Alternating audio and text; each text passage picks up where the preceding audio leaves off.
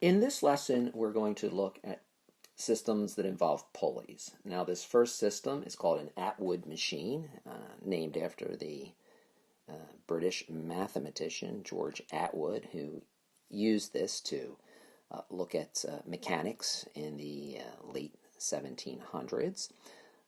For us, we're going to call it a pulley system, but we're going to keep in mind that it's not really going to function as a pulley in real life would function. So if we look at our assumptions here, we call it a massless, frictionless pulley, and we say the ropes also have no mass and don't stretch. So not realistic. However, for our purposes, we are going to think of the pulley really not as a pulley at all, but as just a cylinder that's frictionless, and the rope is going to slide over top of this frictionless cylinder. So we're not taking into account any of that real life aspect of how the ropes will dig in and have static friction between the rope and the pulley and the rotational motion of the pulley. So the approximation that we're making, this kind of non-pulley pulley, in real life is best when the pulley itself is very light and the strings, the ropes, are very light by comparison to the masses that are on the end of them. So as far as our analysis and problem solving, these types of problems go, and they're very common in introductory physics, so seeing them on an AP test or any test would not be that unusual.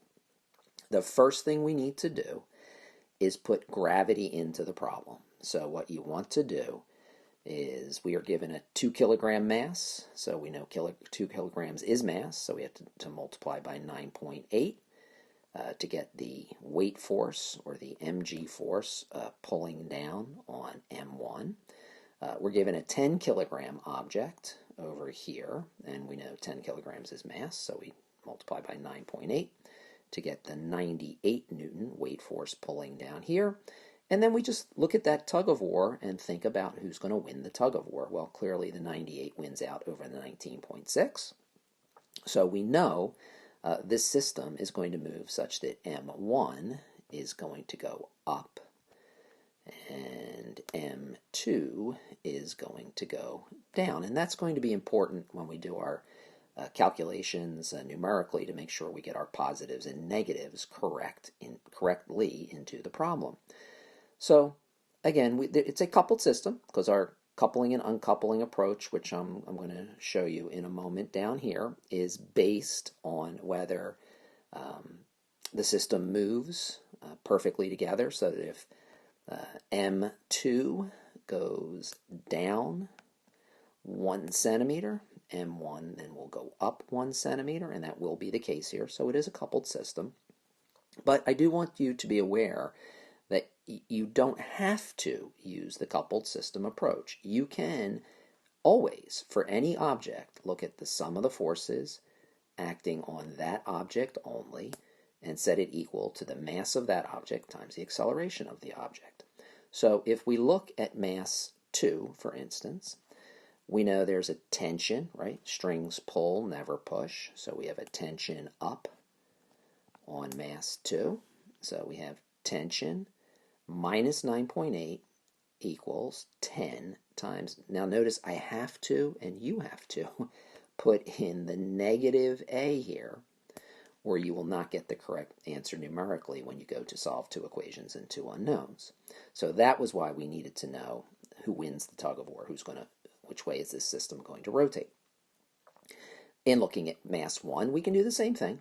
So we have mass 1, and we have, in this case, the tension is up, so that's why we have positive here. Gravity is down, that's why we have negative here, and notice we now have positive a in this equation because we determined that the overall movement was going to be upward. So if we do everything correctly, as I've just stated, you can solve the two equations and two unknowns So 2 equations and 2 unknowns, and you can always do it that way. Now for a 2-particle system, it doesn't matter much whether you couple or uncouple. But we'll see, what if you have an 8 or 9-particle system and 7 ropes? Well, now you're going to have a system of equations that may be 7 equations and 7 unknowns, which is much more difficult to solve than doing our coupled and uncoupled approach. So let's take a look at the coupled approach to solving the Atwood machine. I am going to straighten out the system, because when I say straighten out, it's just for my analysis. The system is what it is. So basically I unbend the system, or I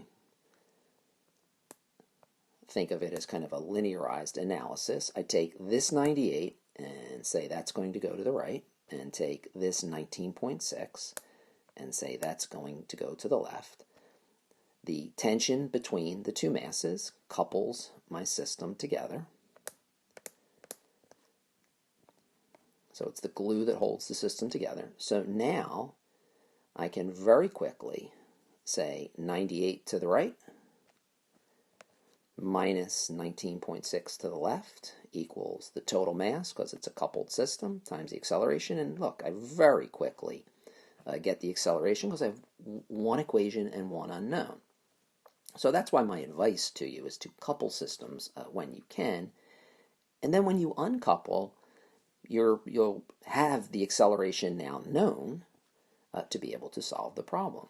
Now, you still have to be a little careful in terms of making sure your acceleration values are the positive and negative is correct in the problem. But let's take a look at uncoupling M1 and M2. If I uncouple M1, that means I'm only going to focus, let me pick green.